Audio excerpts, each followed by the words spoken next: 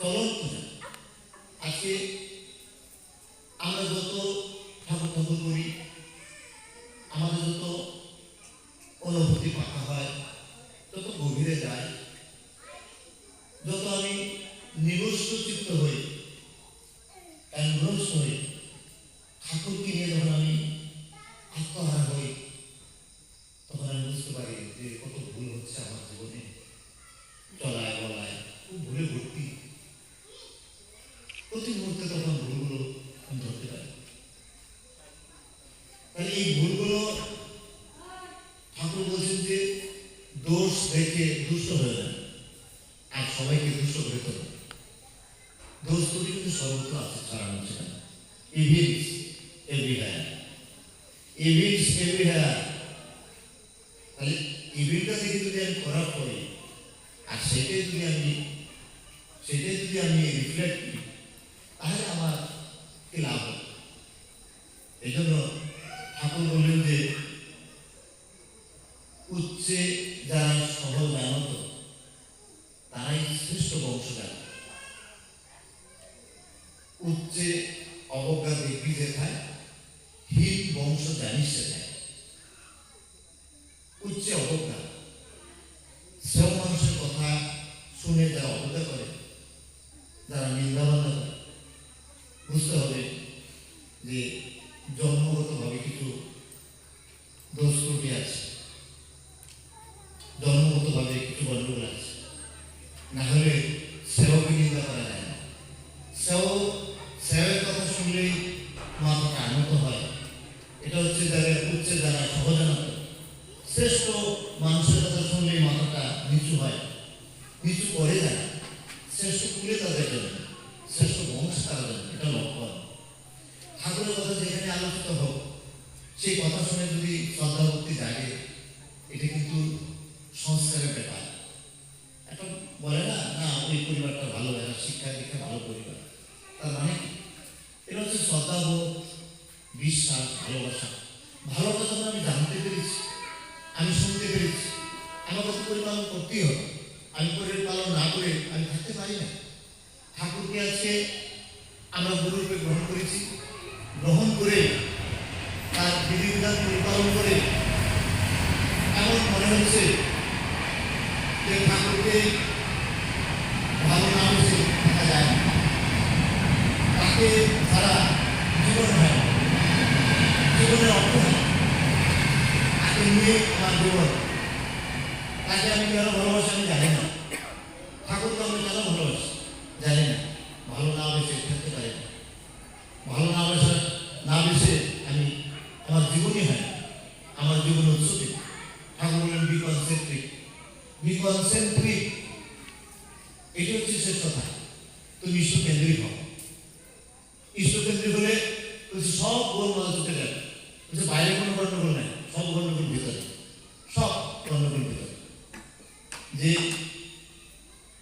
বাইরে যেটা দেখছি এটা কিন্তু ভিতরের প্রতিফলন। এই জন্য দোষ ত্রুটি সর্বত্র আছে। ভালোটা কি করে আমি ভালোটা হচ্ছে শুভ দেখা, হচ্ছে শুভ দেখে দিই। সবটার মধ্যে যে শুভকে দেখে সে কিন্তু মানে ভালো মানুষ।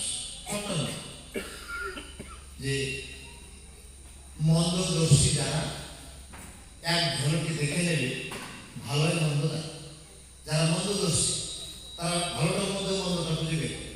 এই তাদের স্বভাব। আর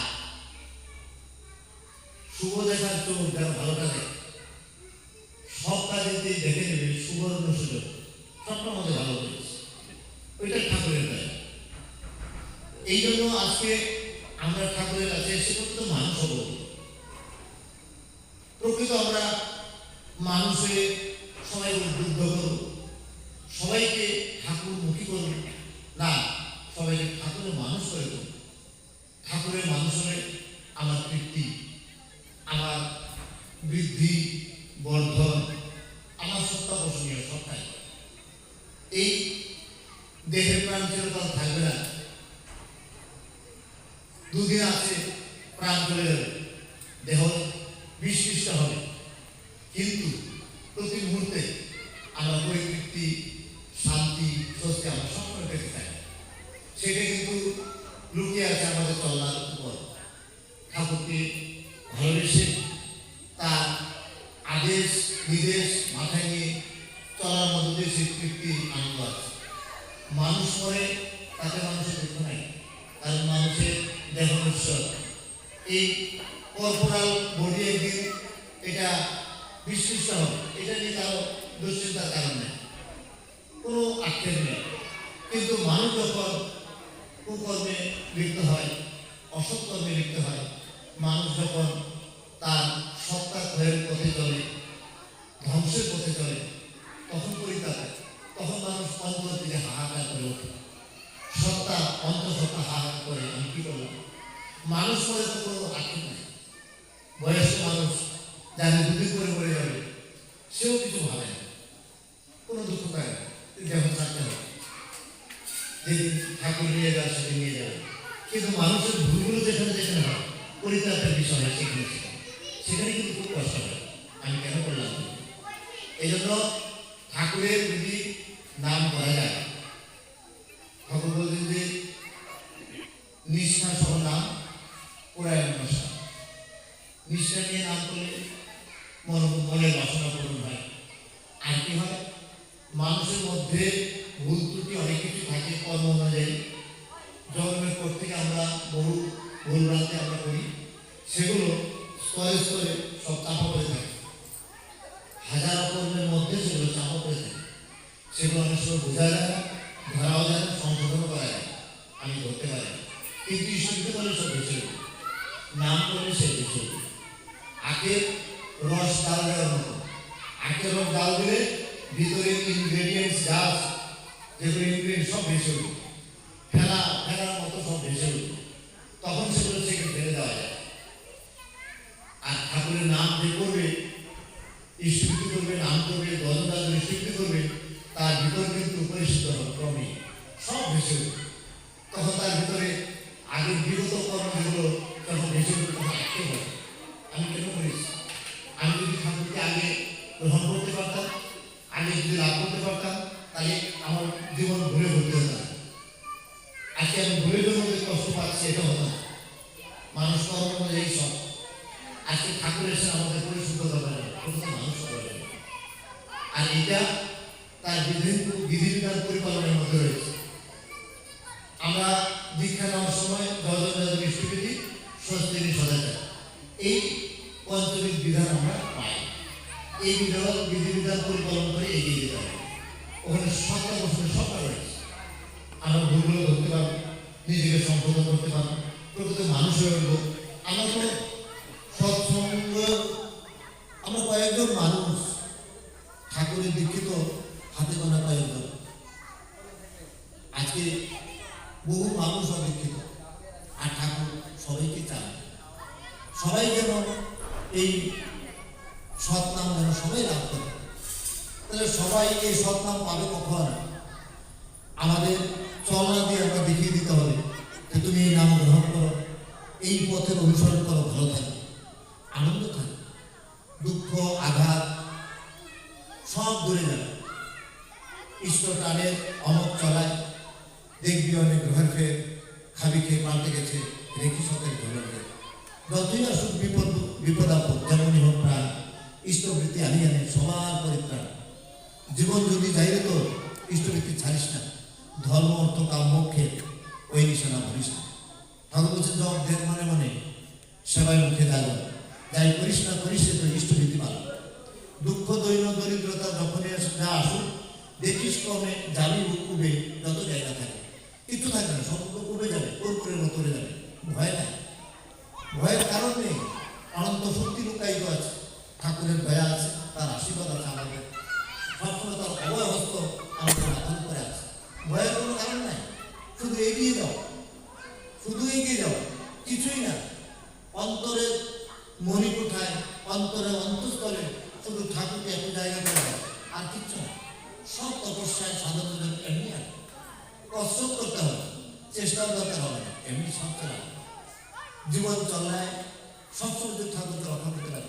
বলে আছে না যে রাখি হরি মারে কে, আর মারে হরি রাখি কে, যে হরিকে যে রাখে আমার ভিতরে ঠাকুরকে তো আমি রক্ষা করি, সবসময় রক্ষা করি। আর আমার ভিতরে ঠাকুরকে যখন আমি সবসময় রক্ষা করি, আমাকে আর কে মারে? আমার শ্রীকৃষ্ণ বলছেন তার ভক্ত, আমার ভক্ত কখনো বিনষ্ট হয় না। যে প্রত্যেকটা কথার মধ্যে, প্রত্যেকটা চলার মধ্যে আমরা ঠাকুরকে কি করি? প্রটেক্ট করি। আমার মধ্যে ঠাকুর আছে, আমি প্রটেক্ট করি, রক্ষা করি। কিভাবে? আমার মধ্যে একটা লোভ আসলো, লোভ আমাকে টানছে, আরেকদিকে ঠাকুর আমার অন্তরে আছে। আমি লোভের দিকে গেলাম না, ঠাকুরের কথা শুনলাম, আমি ঠাকুরকে রক্ষা করলাম আমার ভিতরে। আমার আর ভয় নেই। আমার যে কোনো লোভ, প্রলোভন, প্রবৃত্তি, কত কিছু আসছে টিভির পর্দার মতো, প্রতি মুহূর্তে আমি বেছে নিচ্ছি ঠাকুরকে, আমি বেছে নিচ্ছি।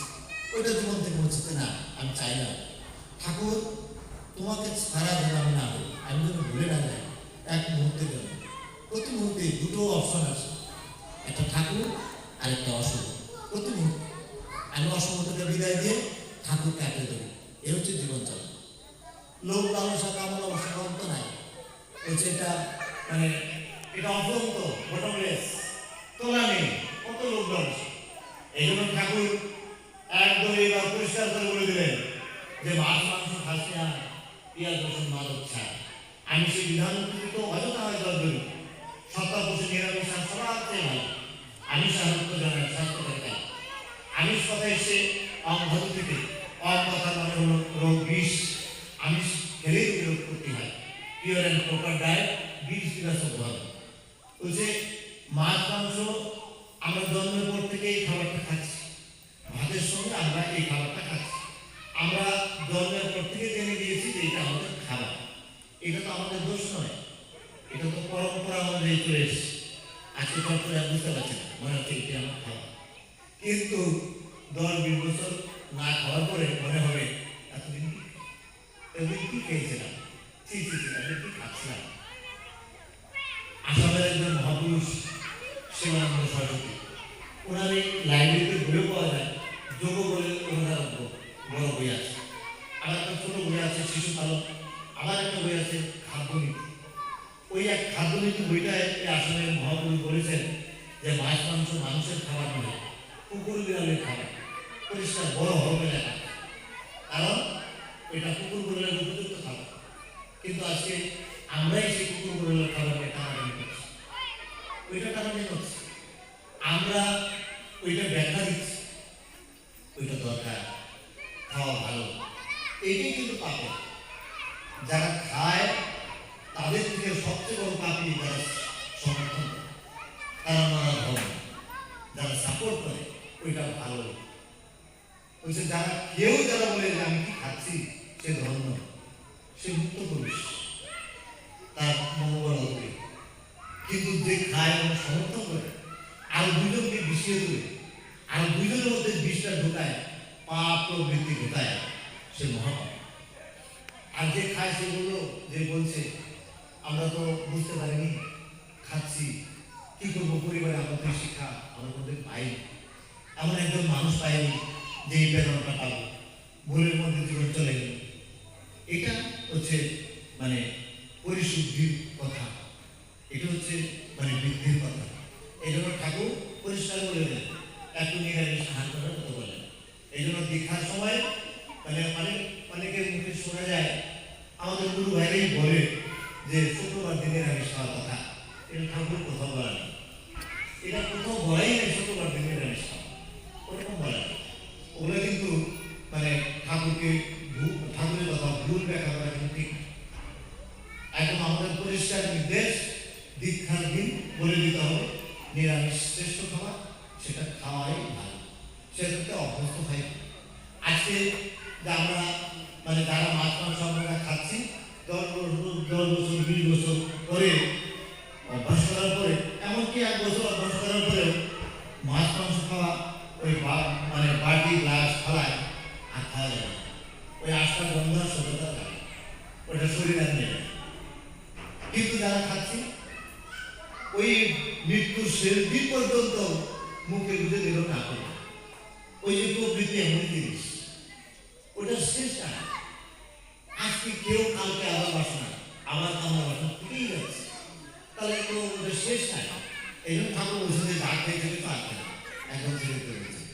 এই জন্য একটু নিরামিষ খেলে নামের প্রতি যেমন রুচি আসবে, ঠাকুরের কথা শুনতে ভালো লাগবে, তার কথা বলতে ভালো লাগবে, ঠাকুরের কথা জীবনে চরিত্র করতে আমার এতটুকু কষ্ট হবে না, আমার জীবন পরিশুদ্ধ হবে। আর এখানে মায়েরা তো অনেকেই আসতে এসছেন, এখানে সাপ্তাহিক মাতৃ সম্মেলন হয় কিনা আমি জানি না, তবে করলে কিন্তু ভালোই হবে। মায়েরা যদি 2-4 জন উদ্যোগ নিয়ে মাতৃ সম্মেলন করেন তাহলে কিন্তু পরিবেশ খুব একটা মানে পায়, পরিবেশের মধ্যে একটা মানে সারা দিকে ওঠে। মায়েদের উপরে সবচেয়ে বেশি আচার্যদের বেশি কিন্তু মানে জেগে উঠতে বলছে, মায়েরা জেগে উঠে আর ভাবনা না, ঠাকুরের বিষয় কিন্তু খুব দ্রুত ছড়াবে মায়েদের একটু। আর এইসব করতে গেলে নিজের ভিতরে একটু ধৈর্য অধ্যবসায় লাগে।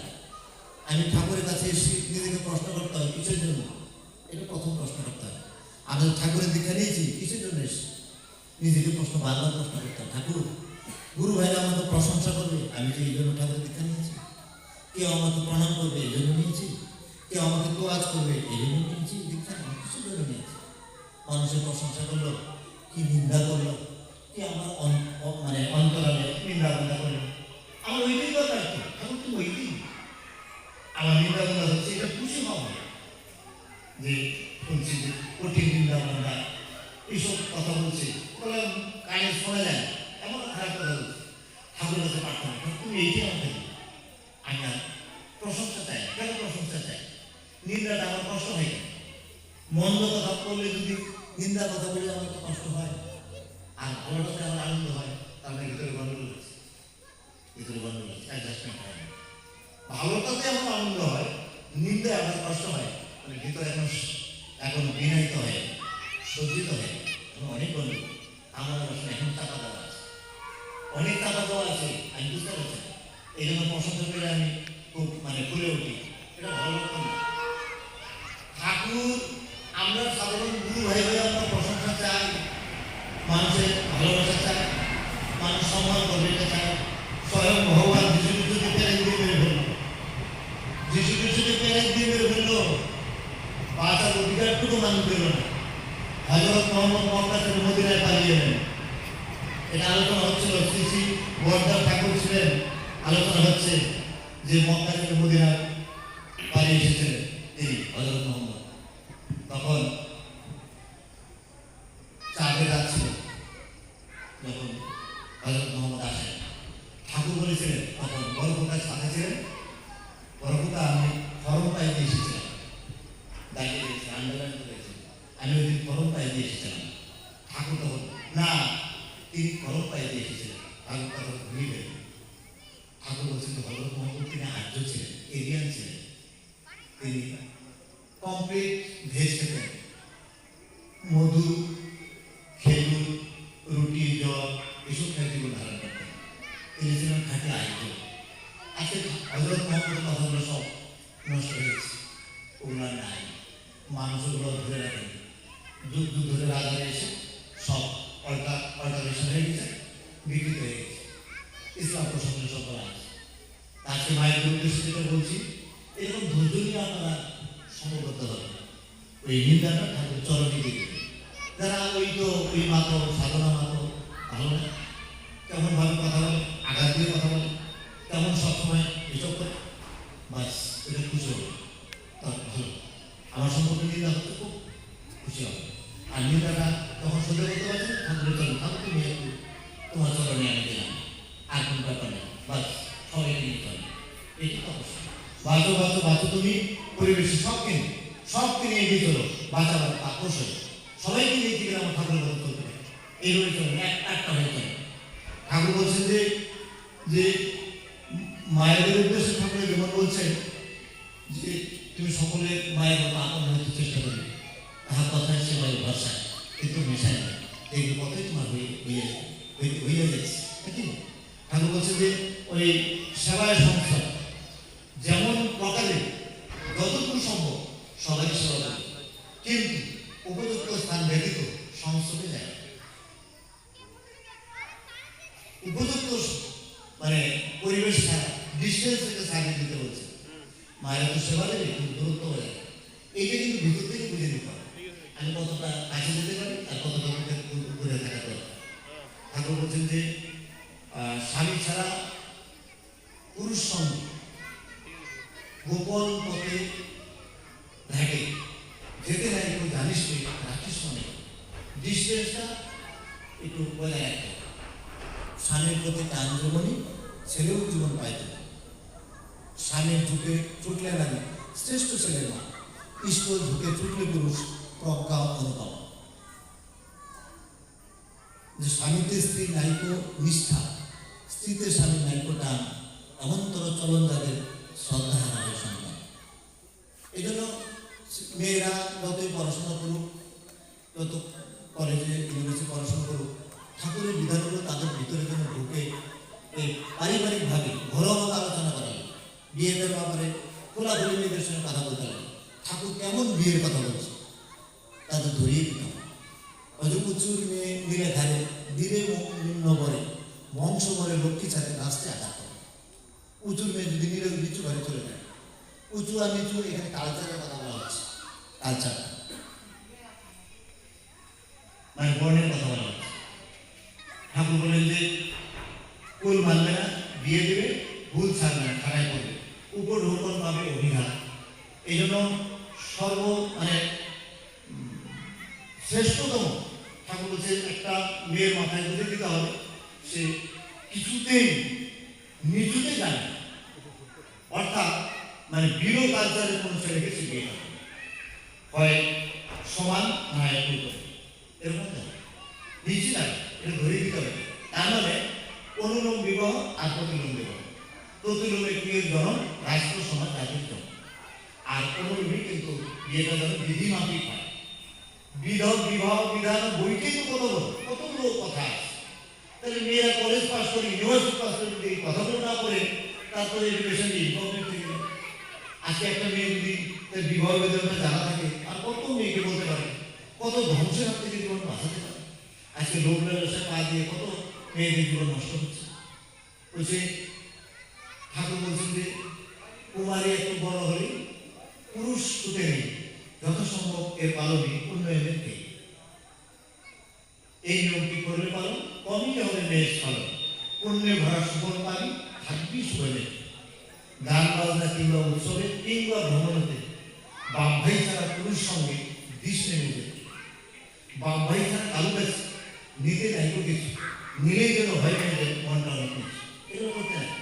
কেউ প্রেজেন্ট করলো, কেউ গিফট দিল, বাসে কেউ ভাড়া দিল, মেয়েরা সতর্ক থাকতে না, আমার কিছু ভাড়া আছে, আমার ভাড়া দিতে হবে না। একটা গিফট না, আমি তো গিফট নিতে পারি না, আমি তো আমাকে গিফট কেন দিচ্ছি বা দিচ্ছে, তুমি গিফট দিতে পারি।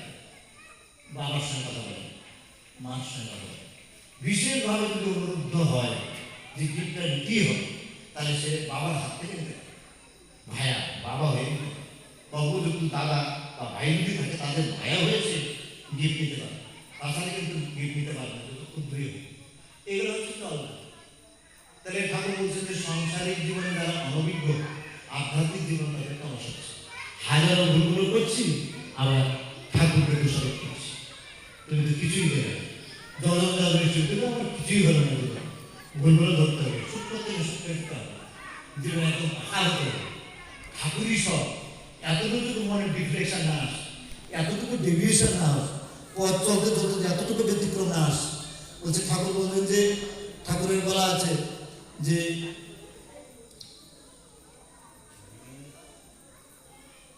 এটা বলছেন ঠাকুর যে বিয়ের আগে করলে মেয়েদের বলছে কোনো পুরুষের ঝোঁকের মন স্বামীর সংসার পরিবার করতে পারে প্রায়ই অপন। বিয়ের আগে যদি মেয়েদের মনটা যদি কোথাও যদি ইনক্লাইন হয়, কোনো ছেলেতে যদি ইনক্লাইন হয়, স্বামীর পরিবার তার আপন করা কঠিন হয়ে যাবে। আর স্বামীর প্রতি তার জীবনই ছেলেও জীবন পায় কিনা ওইটাতে গণ্ডগোল লেগে যাবে, কঠিনতর গণ্ডগোল লেগে যাবে ওই জায়গাটায়।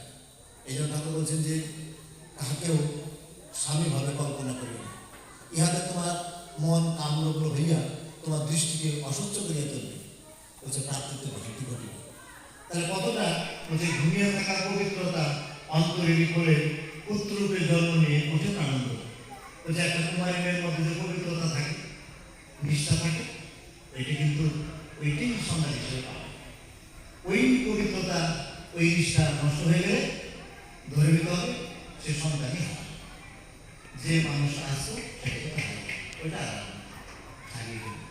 ছোটবেলায় মানে এখন ঠাকুরের বাণীগুলো মিলাতে গিয়ে একটা ছোট্টবেলায় তখন প্রাইমারি স্কুলে পড়ি, ওই প্রাইমারি স্কুলে একটা মানে কবি গান হয়েছিল, তখন বুঝিনি, ওই থ্রি পড়ে তখন পড়তাম, মানে বুঝিনি, কিছু বুঝিনি। ওইখানে দেখাচ্ছে মানে ওইখানে উদাহরণ মানে ওটা কবি গানের মধ্যে একটু দেখাচ্ছে যে একটা মানুষের বিপরীত কি হলো, সে দেখছে একটা ছেলে হাসতে হাসতে এসে একটা পুকুরে জলে পড়ে ডুবে মারা গেল। পরে আবার একটা ছেলে হাসতে হাসতে সেও ওই পুকুরে জলে এসে সেখানে ডুবে মারা গেল। তার মানে ওই যে লোকের সম্পর্কে কবি গানিটা দেখা হচ্ছে, ওই সন্তানটা, ওই সন্তান দুটো ছেলে দুটো ওই লোকটারই হতো। তার যদি বিয়েটা ঠিক মতো হতো, তার জীবন বিয়েটা ঠিক মতো হলো না, ওই সন্তান দুটো আসতে পারল না। ওটা দেখানো হবে। এই একজন চার্লস ল্যাম্বের ইংরেজ একজন এসেইস্ট, চার্লস ল্যাম্বের এরকম একটা গল্প আছে, ছোট্ট করে বলি। চার্লস ল্যাম্ব মানে মা ওখানে চলে যান, এক ভাই চলে যান বাড়ি ছাড়া, এক দিদি ছিল, দিদি তারপরে ব্রেনটা আনইউজ হয়ে গেল, মানে ব্রেনটা নষ্ট হয়ে গেল। ওই চার্লস ল্যাম্ব ভাই ওই দিদিকে দেখাশোনা করতেন আর নিজে দেখা করলেন। তারপরে একদিন স্বপ্নে দেখলেন একটা ছেলে, ফুটফুটে একটা ছেলে আর একটা মেয়ে কাছে, দুইজনই দুই দিকে দাঁড়িয়ে বাবা ডাকছে, সেও দুজনকে আদর করছে। টেবিলের মধ্যে আঙুর রাখা ছিল, তখন ওরা সেখান থেকে আঙুর নিচ্ছে, আঙুর খাচ্ছে। তারপরে এক সময় তার হাত থেকে, চার্লস ল্যাম্বের হাত থেকে ওই ছেলে আর মেয়েটা আসছে সরে গেল, একটু দূরে গেল। ওই মানে তাকিয়ে একটু করে পিছাচ্ছে, তাকিয়ে আছে একটু করে পিছাচ্ছে আর হাসছে। বলছে মানে চার্লস ল্যাম্বের যে মেয়েটার সঙ্গে বিয়ে হওয়ার কথা ছিল, মানে NW যে মেয়েটার সঙ্গে বিয়ে হওয়ার কথা, তার সঙ্গে বিয়ে হয়নি, কোনো কারণে হয়নি। এখন ছেলে মেয়েকে হাসতে হাসতে বলছে যে আমরা তোমারও না, তারও না, আমরা আমরা তা যা আমরা হতে পারতাম। তারা আসতে পারেনি পৃথিবীতে। এই জন্য জন্মটা খুব একটু গভীর রহস্য। এই জন্য একটা হালকা পরিচিত নাই। জীবনটা নয় প্রতিকূল, নয় বেকুবি মিথ্যে হয়, বিধির বিধান চললে জীবন হবে সত্যি হয়। এটা মানে ঠাকুর বলছে যে একটা পুকুর থেকে এক বালতি জল তুলে নিলে যেমন ওই গ্যাপটা ভরার জন্য সারা পুকুরে জল ছুটে আসে, ওই গ্যাপটা পূরণ করবে বলে, তেমনি একটা সত্তা যেখানে জন্মানোর সম্ভাবনা, একটা মানুষ যেখানে জন্মানোর সম্ভাবনা, লক্ষ আত্মা ছুটে আসে জন্মগ্রহণ, লক্ষ বলছে কোটি কোটি আত্মা ছুটে আসে জন্মগ্রহণ, কিন্তু একজনই জন্মায়, কদাচিৎ দুইজন। 9-10 লাইসেন্সে তাই আছে, বলছে কোটি কোটি আত্মা ছুটে আসে জন্মগ্রহণ করবে বলে, কিন্তু শেষ পর্যন্ত একজনই সফল হয়, কি দুজন বড়জন ডমস হয়, টুইন বেবি হয়, দুটো আত্মা সফল হয়। ঠাকুর বলছেন এই জন্মের রহস্যটা যদি আপনাদের আমি দেখাতে পারতাম, আপনারা কোনোদিন একটা ভুল করতে পারতেন না। জন্ম রহস্যটা যদি দেখাতে পারতাম, আপনারা কোনোদিন একটা ভুল করতে পারতেন না। ঠাকুরের কত আক্ষেপ। সবার মঙ্গল কামনা করি, ঠাকুরের আপনারা ভালো থাকবেন। অনেক কথা বলে ফেললাম। যে উদ্দেশ্যে আজকে এখানে সৎসঙ্গ, যে এখানে একটা চাউলের একটা ফ্যাক্টরি হবে, দাদা আমাকে জানালেন যে আমি ঠাকুরের কাছে এটি প্রার্থনা করবো যে উন্নতির মনে কিন্তু ঠাকুর, ব্যবসার মনে কিন্তু ঠাকুর, সত্তার মনে ঠাকুর। ঠাকুরকে অকাট্য করে তার ব্যবসার পঞ্চনীতি অকাট্য পরিপালন করে এগিয়ে যেতে হবে।